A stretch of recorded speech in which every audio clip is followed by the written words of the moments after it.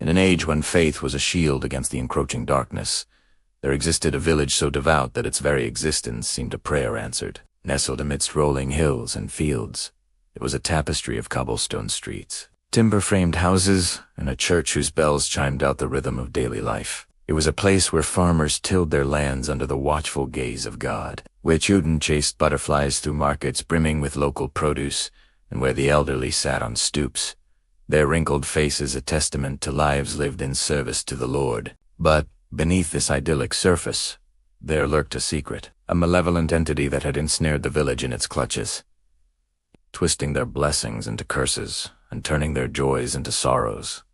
It began subtly, like the insidious creep of night. A farmer would wake to find his cows lying stiff and cold, their eyes vacant, their bodies bearing no wounds save for a curious triangular symbol carved into their flanks. He'd shake his head, attributing it to fever. Yet the next morning, the same grim tableau would repeat itself, this time at the miller's, then the cobbler, the baker, the butcher, every house bearing the same chilling trait. Fear, like a weed, began to sprout in the hearts of the villagers. Whispers slithered through the market square, weaving tales of witchcraft and dark pacts. Fingers pointed accusingly at the old woman rumored to brew foul potions in her cauldron. Yet she sat placidly in her cottage, a Bible on her lap, her face etched with lines of quiet dignity. As the days bled into weeks and the toll of dead animals mounted, so did the terror. For what was killing them all, including the priest, was a mystery that defied explanation.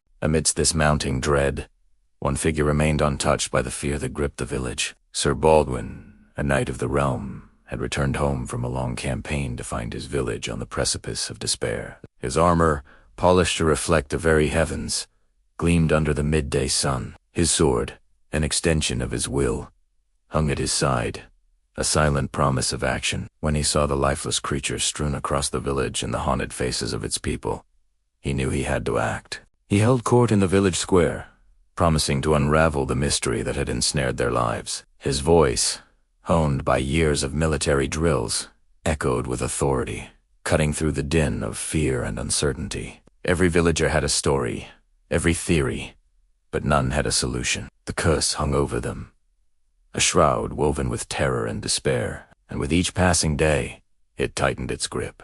As twilight deepened into night, casting long, eerie shadows, the villagers huddled in their homes, clutching rosaries and holy water. Sir Baldwin stood in the market square, his face illuminated by the flickering light of a lantern. He looked towards the imposing silhouette of the old church, its spire reaching towards the heavens as if in supplication. The silence was broken only by the mournful hoot of an owl and the distant rumble of thunder. It was then that Sir Baldwin made a vow he would not rest until he had vanquished whatever evil had seeped into their paradise. In the heart of the village stood the manor of the Baron von Hessler, a relic of the region's feudal past. Its thick stone walls were a fortress against the elements and any intruders. Now it served as the de facto seat of the village leadership.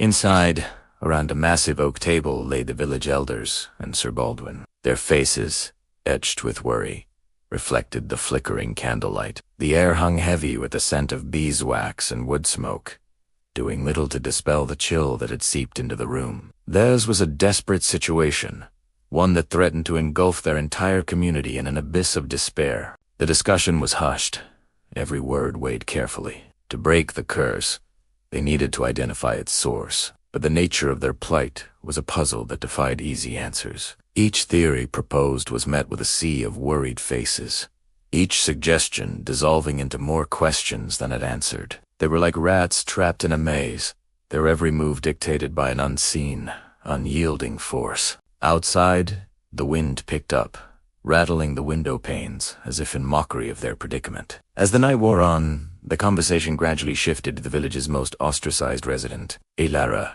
the old woman who lived on the outskirts of town. Accusations, long suppressed, now took flight, painting her as the orchestrator of their misery.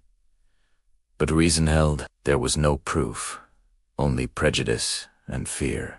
Yet even as dawn broke, offering a fragile hope of a brighter day, no solution presented itself. The curse remained, an ominous specter looming over their lives. The weight of the village's fate pressed heavily on Sir Baldwin's shoulders. With the council stumped, he realized he had to take matters into his own hands. He decided to pay a visit to Alaric, seeking to rule out, once and for all, her involvement in the curse. He knew the villagers' fears ran deep, but their prejudice could be blinding them to the truth. As he walked through the village, the whispers followed him. Some saw him as a beacon of hope, others as a harbinger of doom. But he pressed on, his steps firm, his resolve unwavering. When he finally reached Alaric's cottage, the sun was high in the sky. Her small abode looked like any other, except for the triangular symbol carved above the door, the same one that had appeared on the dead animals. So Baldwin, ever the pragmatist, chose to focus on the task at hand. He knocked on the door, his hand resting on the pommel of his sword. Upon opening it, he found himself in a modest living room. The scent of herbs and wood smoke filled the air, mingling with the faint smell of decay. This wasn't what he expected. Was this really the lair of a witch? The old woman looked at him with ancient eyes, her gaze steady and clear. She didn't flinch or cower. She simply looked back, her expression a mixture of defiance and weariness. After some tense moments, he revealed his purpose, seeking answers regarding the curse that had fallen upon the village. Her reaction was measured, neither confirming nor denying their suspicions. The silence stretched, punctuated only by the crackling of the hearth. Finally, Ilara spoke, her voice raspy but strong. She told him of her life in the village, of the respect she had once commanded, of the solace she provided in times of sickness and sorrow. Her words painted a picture of a life lived in service, not in sin. When she finally fell silent, the weight of his assumptions crashed down on him.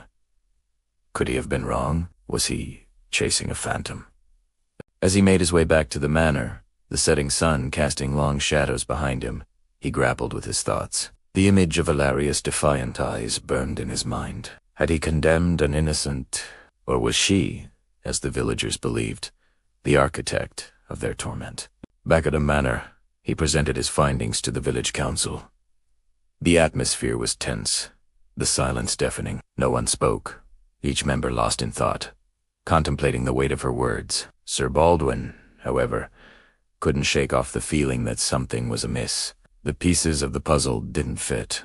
The logic evaded him. The curse remained a mystery, and the villagers' fear, a palpable presence in their midst. It was then that Sir Baldwin decided to seek help beyond the confines of his village. He needed someone with knowledge of the arcane, someone who could pierce the veil of the unknown and shed light on the darkness that had befallen their paradise. He set out early the next morning, his horse clopping steadily on the cobblestones. Behind him, the village shrank into the distance, carrying with it the weight of their collective despair. The journey was long, the road fraught with uncertainties, but his determination never wavered. He was not just a knight-errant anymore. He was a man on a mission to save his village, to restore the smiles to their faces and the laughter to their children. His quest led him to an ancient abbey, nestled deep within a misty wood. It was here, among the hallowed halls and worn scriptures, that he hoped to find the answers they so desperately needed. As he dismounted, the iron shoes of his horse clattering on the stone steps,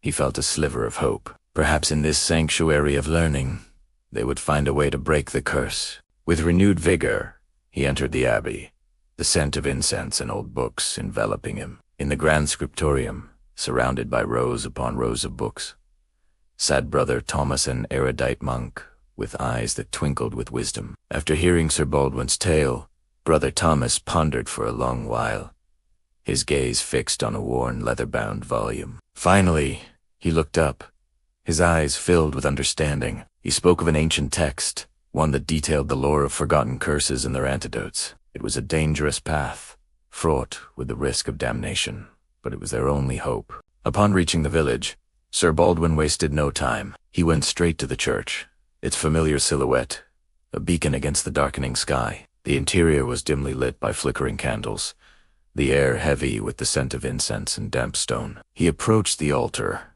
his heart pounding in his chest, and knelt. There he prayed, not for himself, but for his village, for its people, and for their salvation from the curse that had engulfed them. He poured his soul into the prayer, his voice echoing in the vast emptiness of the church. It was a plea born out of desperation, a last-ditch effort to save his home from the clutches of the unknown. As he emerged from the church, The sky was a canvas of swirling darkness. The wind had picked up, whipping fallen leaves into a frenzy around his feet. But amidst the turmoil of the elements, there was a stillness in his heart. He had done all he could. Now it was up to the village, to its people and their faith, to see them through the darkness. Sir Baldwin gathered the villagers in the center of town. The sight before him was one of utter despair. Fear was etched on every face, their eyes reflecting the gloom of the overcast sky. When he shared what he had learned, a murmur rippled through the crowd. The notion of a pact with the devil was abhorrent, yet the alternative was unthinkable. They had a choice, he told them. Faith or damnation. It was a stark choice, one that threatened to tear their community apart. The decision, he made clear, rested solely with them. And so, in the heart of a village cursed, a battle of wills commenced, a war fought not with steel and shield, but with prayer and scripture, hope and despair. The fate of the village hung in the balance, a precarious tightrope walk between faith and damnation. Only time would tell which side would claim their souls. Now, if you want to hear another frightening medieval tale, try this one about a terrifying medieval ghost that haunts travelers at night.